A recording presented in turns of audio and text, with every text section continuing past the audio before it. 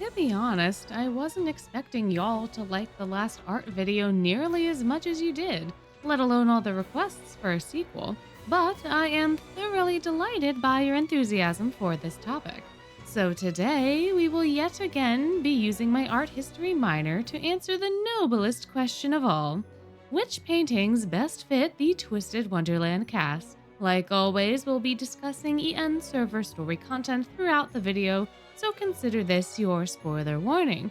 However, just like in the last one, I've edited this so that the painting overviews are separated from the twist connections. So if you want to just listen to me yap about art and my interpretations of these pieces without getting spoiled for twist, you can do that too. Also, just like before, it would be impossible to talk about these works without talking about their context, and that context often involves politics, religion, and history, with some of the paintings we'll be discussing today even depicting religious imagery. Therefore, these topics will be discussed from an academic standpoint during this video, and any conclusions or associations you draw to current events or personal philosophies will be your own. With all of that said, it's time for us to discuss our very first piece. This is The Two Crowns by Sir Frank Dicksee, and at first glance, it can be a little difficult to understand where the two crowns come from. The scene, a snapshot of an imagined victory parade, is a bit chaotic and full of intricate details that draw your eye.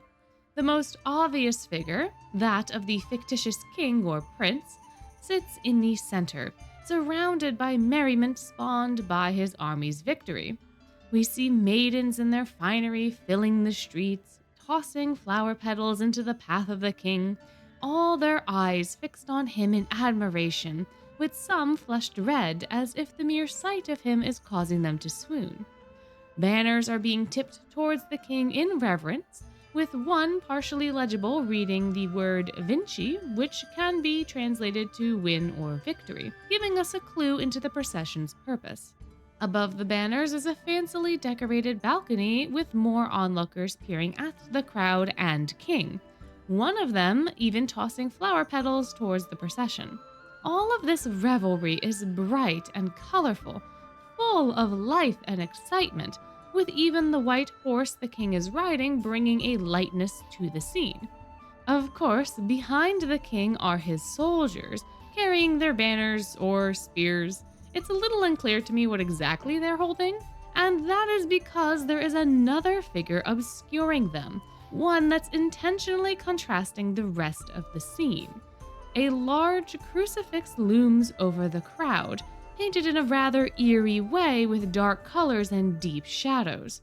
And it is here that we find our second crown as well as the moral of this painting.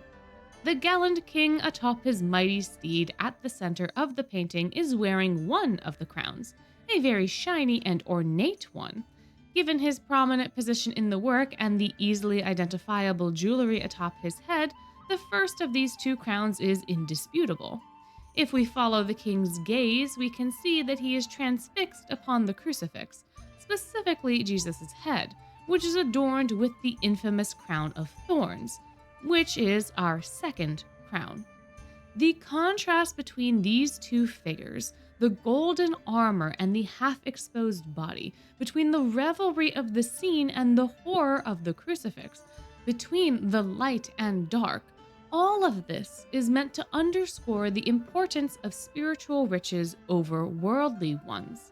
In the painting, all that surrounds the king, the lovely ladies, the golden armor, the power he commands, the pride of his victory, everything means nothing in the face of eternity because none of these things inherently brings the king's soul closer to God.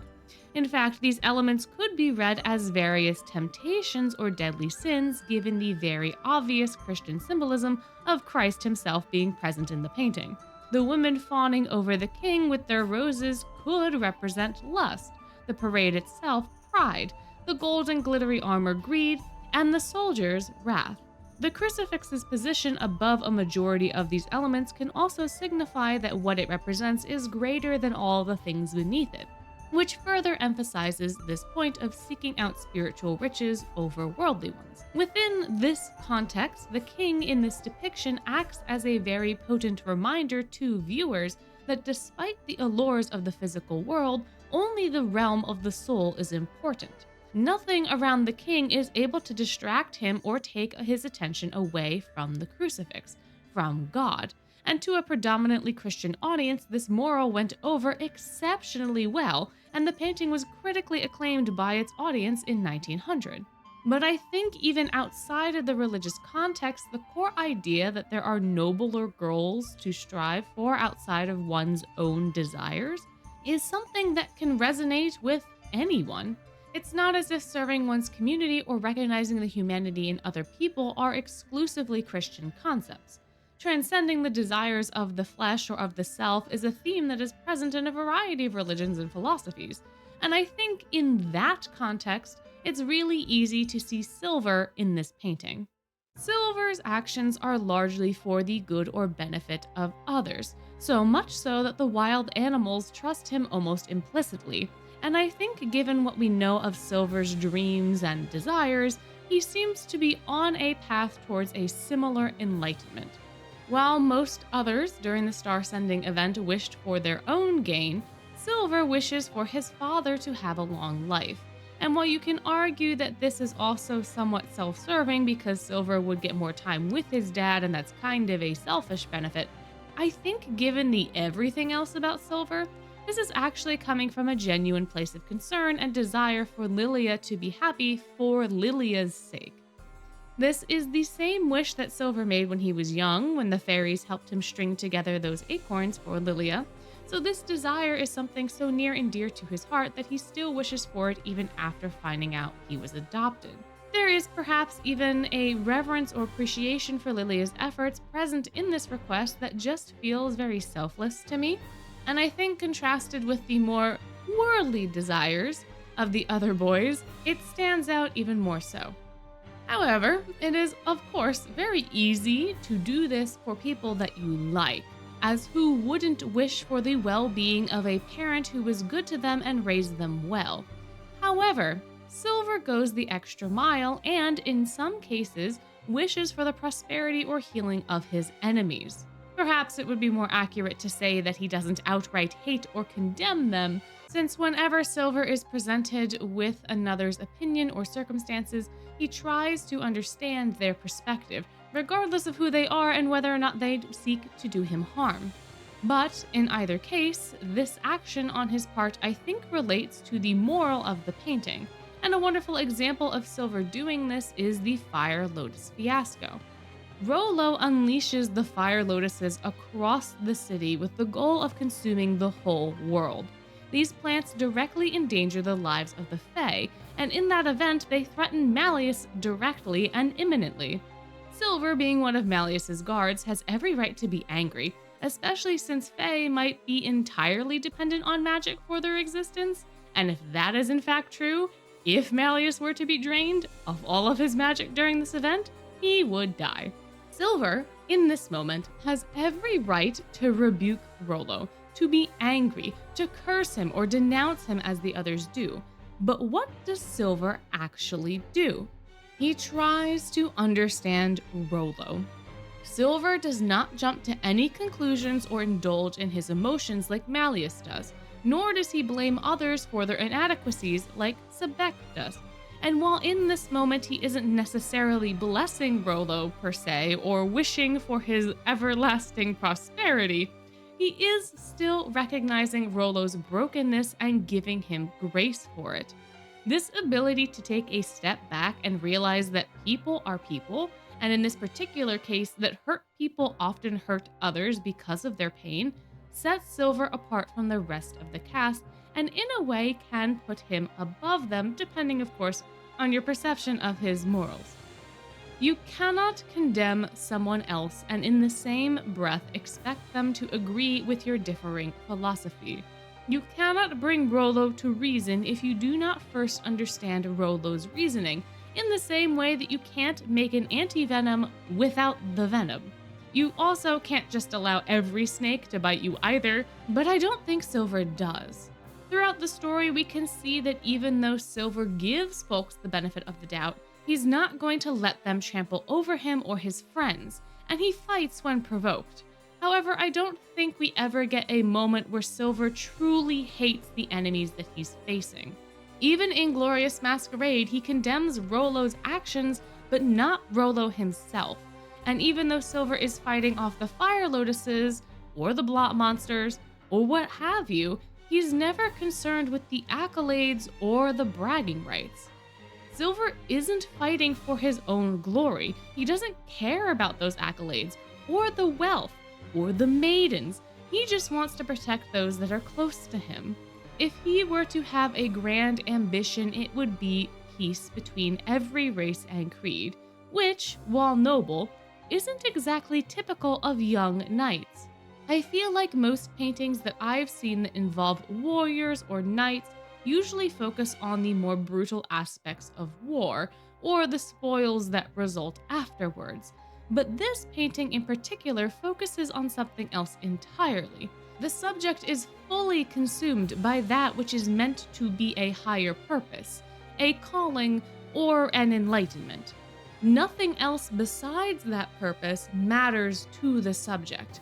Nothing that is surrounding them can draw their attention away from that purpose. And when I think about Silver, this is the vibe that I get. Now, Silver isn't looking to Jesus. In fact, Twisted Wonderland isn't a world that has religion in it, I think, given that religion never really explicitly gets mentioned at any point in the story, even at Noble Bell. However, there are parts of this idea, of this seeking to aim towards a higher goal and not getting distracted by any of the stereotypical things surrounding you, that I think resonates well with Silver. Again, he is focused on that peace. He is focused on that understanding, and he wants the world to become a better place for not only himself and his friends, but for everyone, so that everyone can experience the joy and love that he has. And that is something that is very noble and something that I don't think you can find in pretty much anyone else at NRC. And I think that this abstract ideal of seeking out this pure valor or a selfless cause just fits Silver all too well.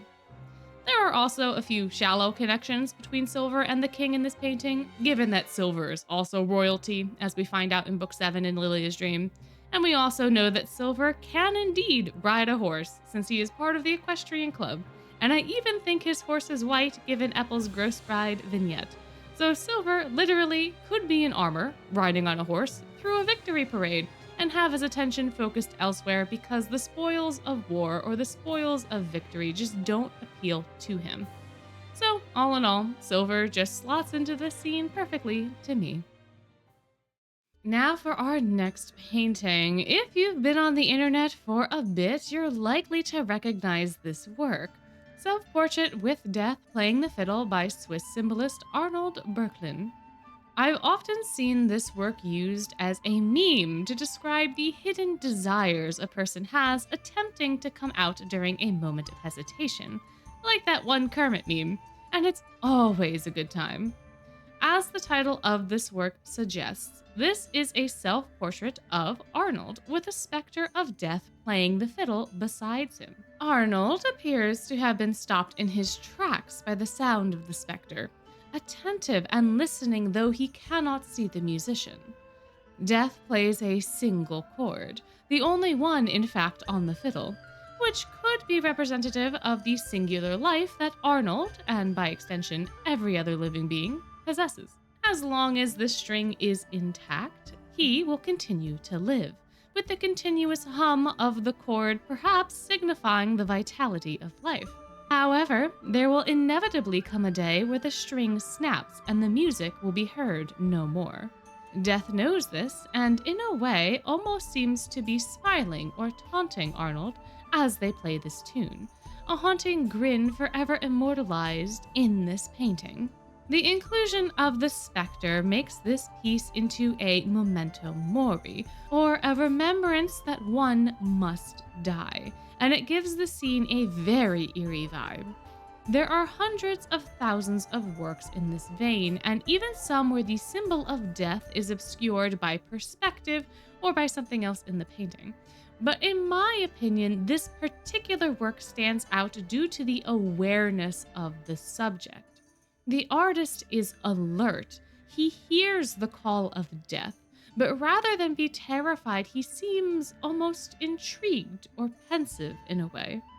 It's almost as if he's always known that death was around him, but this is the first time he's been able to hear them. I feel like there is a curiosity here, as well as a bit of defiance.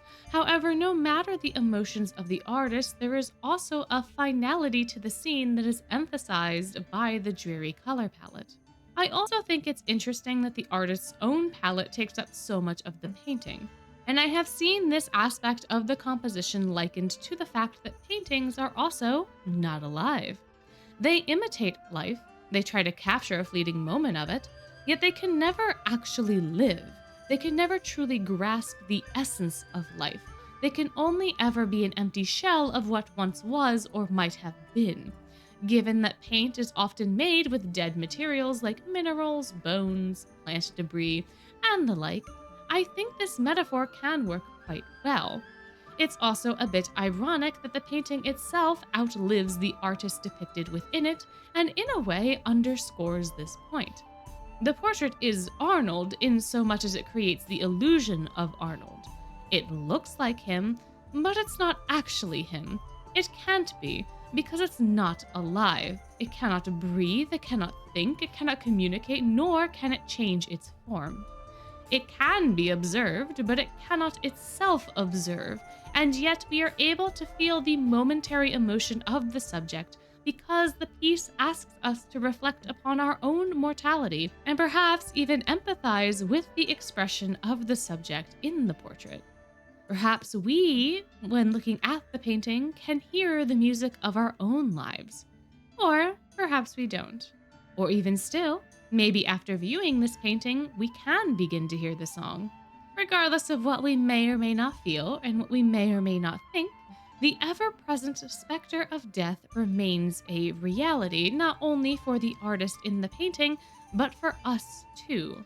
A reality that is very similar to the ever-present responsibility Idia has looming over his head in the form of a directorship. Idia's entire existence is connected to death because he is twisted from Hades, Lord of the Underworld. I don't think there was ever a way for Idia to get around this given who he's twisted from, but, the way that it manifested could have been very different from the story that we were given. However, in the Twist universe, this connection manifests as a familial curse, and due to this curse, Idia's entire future has already been preordained. He is resigned to protect the gate to the underworld by monitoring, capturing, and dispelling phantoms when they arise, and keeping a couple of them on hand so that his curse can be appeased. Part of Idia's hesitations and problems stem from him being shackled to Styx, and that's fair enough given the secrecy of the organization. However, the larger part of his issues stem from the untimely death of his little brother, OG Ortho. The circumstances surrounding this death and the impact it had on Idia caused him to become the introverted nerd that we know and love. However, it also means that Idia has been literally haunted by the specter of death ever since. His void was never quite filled even with the creation of our Ortho, and the consequences of the siblings' past actions forever haunt him. Or so it was during most of Book 6. But I think this looming guilt and the other emotions that Idia felt over this death have been a shadow cast over him even more so than the shadow of Styx. While they may not manifest in a skeletal form, they are still there, and there's something that Idia can feel. Even if he can't quite put his finger on it or put it into words, it's definitely something that I think he is subconsciously aware of, and I think that can connect to the artist's sort of depicted awareness, even though they are not able to directly observe the specter behind them. But just being connected to death isn't good enough to connect Idia to this specific painting. because outside of the superficial connections of skull and skull, Idia could technically be connected to any number of Memento Mori paintings, since they represent death and his connection to Hades kind of connects him also to death. So what makes this painting oh so special? As I mentioned previously, there is an attentiveness present within the living subject of the painting that isn't found in a lot of other works. A certain awareness of the specter and a willingness or perhaps curiosity to listen into that melody. While I briefly touched upon Idia seeming to understand the looming emotions regarding OG Ortho's death, Idia likely would not have tried to take over the entire world if he had not also heard a melody, if he hadn't heard the voice of his long-lost brother through Ortho. During the beginning of the confrontation between Idia and Ortho, when Ortho shuts down all of Styx's systems, Idia is adamant that the android couldn't possibly be alive, and in a way, he is kind of right. But as soon as Ortho begins speaking with words only the OG would know, with promises only the OG could make, Idia's attitude begins to shift. He's entranced by the possibility of a future where Ortho can live again, a future where he doesn't have to be shackled to Styx. And if it means risking his own life to do so, he's more than willing to do it. If Idia wasn't literally confronted with and subsequently convinced by the specter of death, our tower crawl would likely have never happened, and the world would not have been in such mortal peril.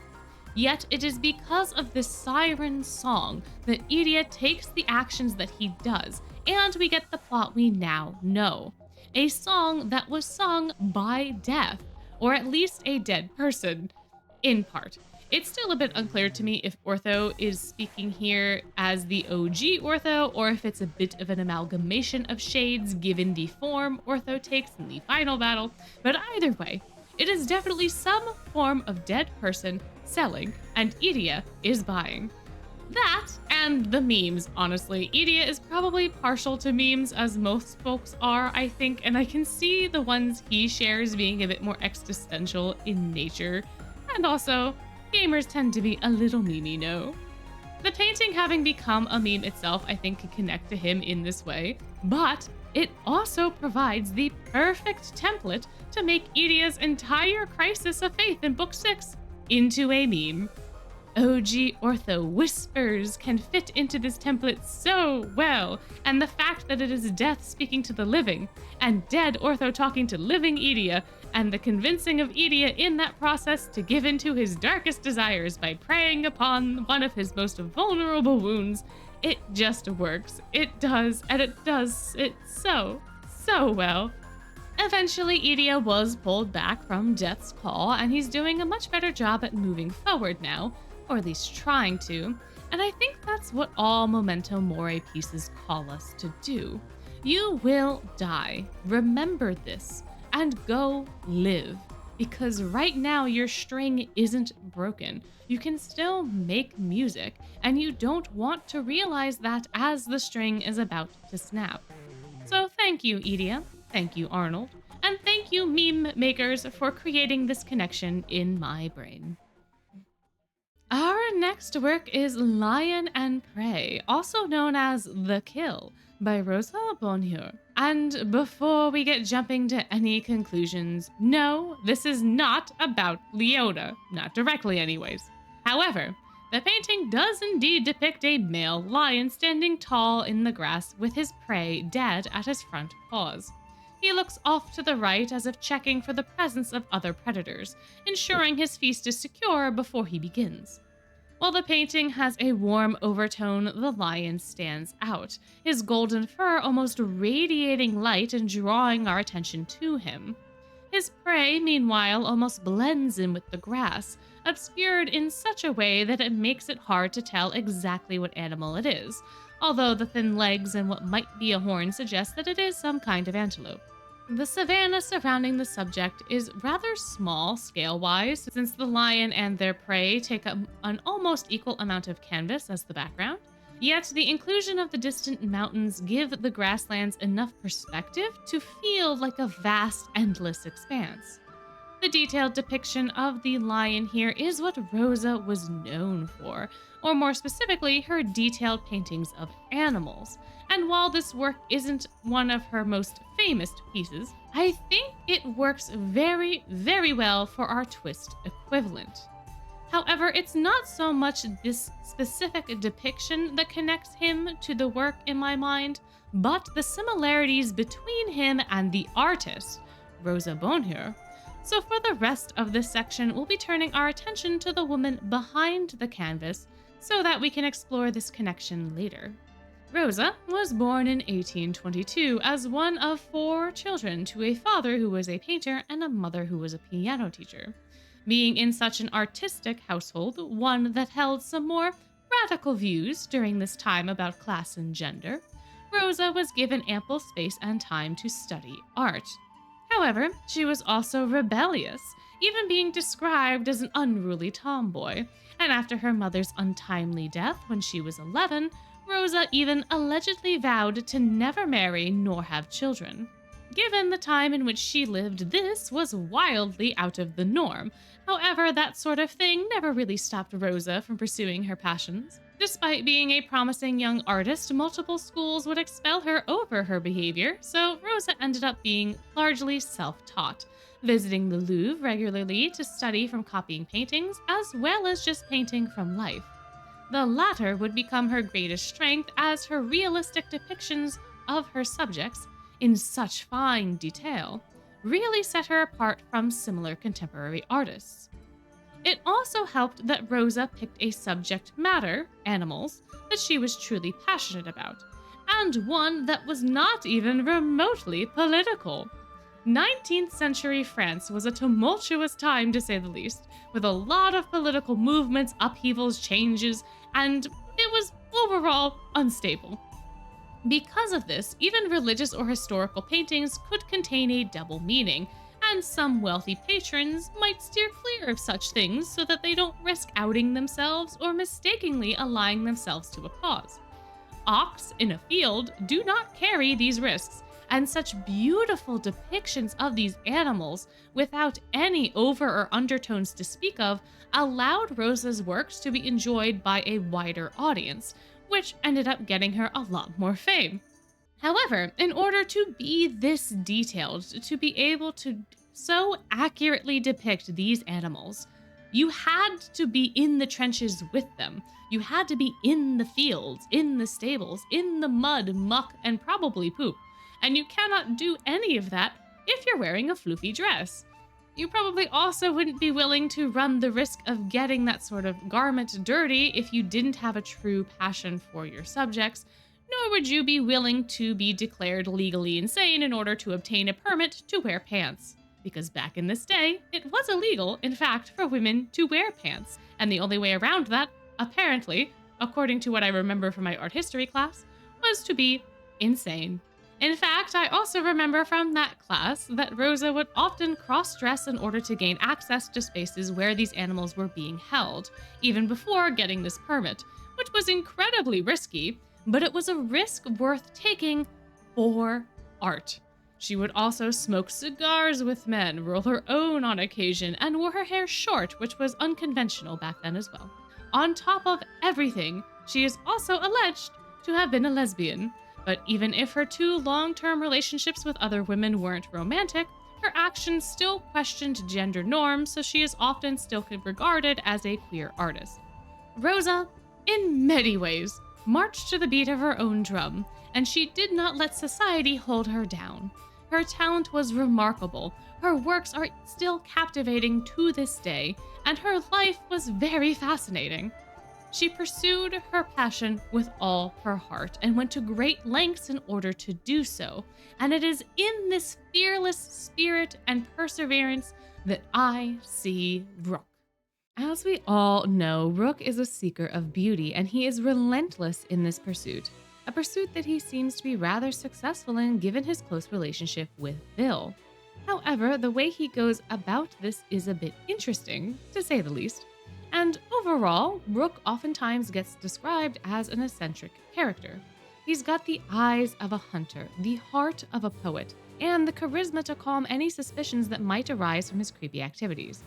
In many ways, I think Rook's charm and the way he conducts himself can be connected to certain aspects of Rosa's life, as the two are both unconventional in their own ways. While Rosa was cross-dressing to blend in with the men working at the stables to observe her queries, Rook is climbing in trees and crawling through bushes to observe his, with both of them putting a significant amount of effort into their pursuits. We also know that Rook has a photo collection of sorts, and photography is also an art form which requires a decent understanding of the involved mechanics. His Portfest vignette shows that Rook might not be as judicious in his compositions or subjects as he suggests, taking photos of everything that makes one's heart flutter, but even that, in a way, I think can act as a unique form of art. Regardless of what he might be photographing or observing, Rook is surprisingly detail-oriented, and he can pick up on differences or changes extremely well. Vil remarks in his labware vignette that Rook can read him more accurately than any scale, and this attentiveness is part of why Vil keeps Rook around. The whole reason Rook is in Pomfiore to begin with is because he wants to witness the evolution of Vil's beauty up close in whatever form it takes. And that dedication is appealing to Vil, but it isn't enough by itself to distinguish Rook from every other dedicated fan. But when Rook started to critique Vil's performances with pinpoint accuracy, even citing little micro-expressions or movements, Vil began to see his admiration in a different light. In Rook's Dream in Book 7, we get even more evidence for his unique perspective and dedicated ways, as he forces us to watch quite a bit of content while remarking on its subtleties. I think Rook's eye for the theater is very similar to Rosa's eye for her animals, as both are and were capable of incorporating fine detail into their works, whether they be reviews or paintings. Their passions for beauty and animals respectively are rivaled by few but admired by many, as even though Rook can get a little overbearing at times, he still somehow manages to be so charismatic that the more negative aspects of his character get overlooked. The less glamorous acts of Rook being on the hunt for beauty are still palatable because of who he is and how he comes across, and I think Rosa's lifestyle would have been viewed similarly by her contemporaries. There were probably folks out there that were so charmed by her work that they forgave the rougher edges of her actions, like wearing pants and smoking cigars.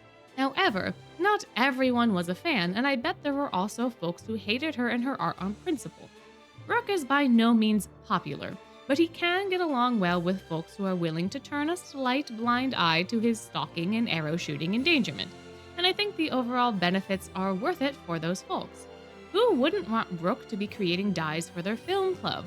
Or would want an overly enthusiastic upperclassman to help them with their potion homework? And who wouldn't want to be receiving such heartfelt compliments for their audition efforts? These same people may not like the stalking or being shot out with an arrow, but you gotta take the good with the bad, no? While on the topic of arrows, the act of hunting is very closely tied to Rook, so closely in fact that it's in his name, Rook Hunt. And I think this aspect directly correlates to the specific painting I chose. What we see depicted is the aftermath of the hunt, the victory of it, and the apprehension that the lion's efforts may end up going to waste. Rook is someone who has experience hunting and who has likely hunted things besides beauty. He even talks about wanting to scuffle with other students on occasion, specifically for this purpose, and is especially delighted in Beans Day when he gets the opportunity to legally hunt down Vil. The thrill of the pursuit is something that Rook seems to really enjoy, and I think the conclusion of that chase, satisfying or not, is something that he also appreciates. It acts as a kind of balance, making the ordeal into an experience rather than commonplace occurrence, and when everything is said and done, there is enough time for reflection. Rook is also originally from the Sunset Savannah, so that connection also plays into this correlation too. But the biggest reason I decided to go with this specific depiction of the hunt, outside of Bonheur's fantastic existence, is because Rook really wants to hunt Leona. This kid's entire labware vignette centers around the lion, as Rook spends a considerable amount of time talking about how wonderful Leona appears to be and how thrilling it would be to tussle with him. I can see Rook taking many pictures of the sleepy boy, maybe even some sketches too. So when I gazed upon this lion and started to question the aspects of gazing upon something, those thoughts naturally led me to Rook. And this is where I shall be leaving my consideration of this pairing. Last but not least, we have The Young Lady with the Shiner by Norman Rockwell. And you can immediately feel the joy radiating off this young lady, perhaps from her victory, despite the obvious damage she's taken. The Shiner is a clear indicator that she got in a fight somewhere, somehow, and her disheveled uniform also speaks to this. With scrapes on her knee and dirt on her shirt, we can tell that this was no minor ordeal, and the Shiner adds to the severity of the fight. However, despite everything, she is as happy as a clam with a big grin and rosy cheeks, so one can only imagine that she was the victor. The girl is sitting on a bench in a school hallway, surrounded by administrative things like the file cabinet, bulletin board, and principal's door, but she doesn't seem all that concerned. In fact, it's almost as if she's blissfully unaware that she might be getting punished for her misdeeds, as if she thinks herself completely morally righteous. The door to the principal's office is open, revealing two figures inside. One sat at the desk and another leaning on it. The man behind the desk seems to be the principal, given that he is, in fact, behind the desk in the principal's office. The figure leaning on the desk appears to be the young girl's mother or guardian, as it would make sense for the parent or guardian to be called to the principal's office in case of such an event. Both of the adults are looking back into the hallway with their eyes focused on the girl, despite her being blocked by the wall. Their expressions are much more somber and contemplative since they likely know both sides of the story and thus can grasp the whole truth. In many ways, this scene is very nostalgic and heartwarming, despite us viewers not having the full context. We have no idea what the fight was about, we have no idea who started it, and we don't know if the girl's actions were justified. But what we do know is that she's quite happy to have done it and to have presumably won. Her black eye is a badge of honor, her dirty shirt a worthy sacrifice, and come what may, she'll likely still hold a bit of pride in her heart for this event. I also think it's rather symbolic of youth because kiddos get into scuffles, quite a bit if my recollection is correct, and while they may not always end so dramatically, navigating social structures and hierarchies is one of the skills you need to learn by interacting with your peers. The best place to do so is at school where you are forced to be together, and sometimes those tensions run a little too high. I also like that the subject here is a girl because I feel like oftentimes boys get stereotyped as the rowdy ones, and it would have been very easy to have drawn a boy here. And I don't think that the choice of subject was purposeful in subverting these stereotypes, nor do I think such things are the moral of this painting. I don't see this as a girl power symbol at all. I just think it's nice to see a bit of an acknowledgement that girls also do get involved in scuffles and aren't inherently dainty. At least, that is a thought that occurred to me when I was viewing it, and I kind of like that, because it also kind of relates to our twisted boy. There is someone else who struggles a bit with optics on the gender front, no, and who also isn't afraid to throw a few punches, right? And I honestly feel like if Apple was in this situation, he'd absolutely be sharing this lovely lady's grin. Apple is a rough and tough lad, and he is proud of it. So proud, in fact, that he has no issue telling our little sled-a-thon group about his middle school exploits. Even Marja comments on how wild Apple used to be and how he'd get into fights all the time, and I don't doubt for a second that there was a time Marja or Apple's parents had to go down to the school to sort out the aftermath of a scuffle and found Apple looking exactly like this. While Deuce was also a wild child, he holds a lot more remorse for his actions now than Apple does, and I think even now at NRC, Apple is happy to oblige anyone who wants to fight him. In fact, he decided to try Vil almost immediately after entering the school, and he only regrets doing so now because he lost. Apple's not sad that it happened. He's not remorseful that he picked on Vil over nothing and fought him basically over nothing. He is just sad that he lost that fight. And that's one of the big differences I see between him and Deuce, and it is why I think this little girl and Apple would get along so well. We even get treated to an aggressive Apple in White Rabbit Fest during the various confrontations with the Black Bunnies, and we get the beach fight during Book 5 where Apple kind of learns how to wield his beauty, only to then go hog wild on the guys once they've lowered their guard. The kid is just a fighter, and regardless of whether he is justified in his actions, he is going to fight, and he is going to do his darndest to win, even against flowers. This painting also gives me small town vibes, and perhaps that's because Norman drew much of his inspiration and got a lot of his models, including this girl, from his small hometown. Or perhaps it's because in my middle school years I lived in a small town and my school had this exact pattern of linoleum. Regardless of the specifics, there is a certain homey feel to this piece, a certain kind of nostalgia, and I think given how rooted Epple is in his hometown, it makes sense that he would connect to this piece in that way too. There is an appreciation and pride that Epple has in his town and in his family's work that influences his opinions and actions. Heck, it even causes his specter to appear briefly in Tapis Rouge, so I don't think anyone can argue otherwise. Small town America may be very different from Harveston, but I think the vibe of a local community where everyone knows everyone else is still shared between them. And I think if Epple were in place of this girl here, everyone in Harveston and the neighboring town would likely know about it. Perhaps if he brings the principal a nice shiny apple as an apology, this little incident can be quickly forgotten. Or maybe not. But apples too aren't out of place in schools, so I feel like Epple gets a point here for that as well. I don't have too much else to say for this one, as I feel like this connection is pretty self-explanatory if you spent more than 5 minutes with Epple. But if this chatting wasn't enough for you, check out my video on the best freshman in the card above for more yapping about Epple and the other freshmen of NRC. For this video, though, this is about as much Epple as you're gonna get, and unfortunately that also means this is about as much art as we're going to get for today. I hope y'all enjoyed this one as much as the last, or perhaps even a bit more. And as always, I'd love to hear your thoughts in the comments down below. Do you think these paintings match the boys, or are there other pieces better suited? Do you want to keep the party going with a part 3, or is it time to retire? If comments aren't your thing, you can always like and subscribe to show your support.